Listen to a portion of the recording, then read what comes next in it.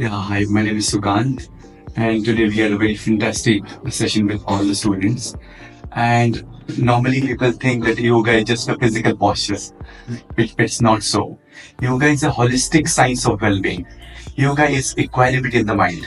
It is said in the one of the text that samantam yoga uchyate means equanimity in the mind is called yoga. So today, if you look at the all over the world, more than 2 billion people are celebrating the Yoga Day, almost entire globe. So it has become the routine thing now.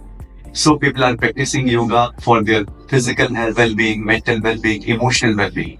So today, after post-COVID, as you know that all over the world, stress is, looming.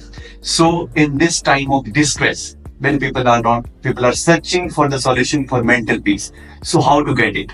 So yoga is the holistic way of, mental peace, physical well-being, and emotional stability. And if you practice yoga daily, not just on International Day of Yoga, so it has to be practiced daily to get maximum benefits of yoga. So if you practice yoga, then you can, because majority of 80 to 90% diseases are psychosomatic. It is connected with the mind.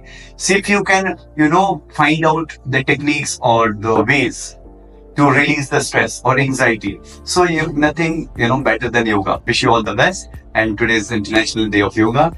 Happy Yoga Day to everyone. And today let's resolve to practice yoga. So everyone should do yoga. It's a very, very good gift from our ancient saints from India, and we should all follow it. And on this day, we just finished practicing yogic postures, breathing exercises, and meditation. So happy World International Yoga Day to everyone. Thank you.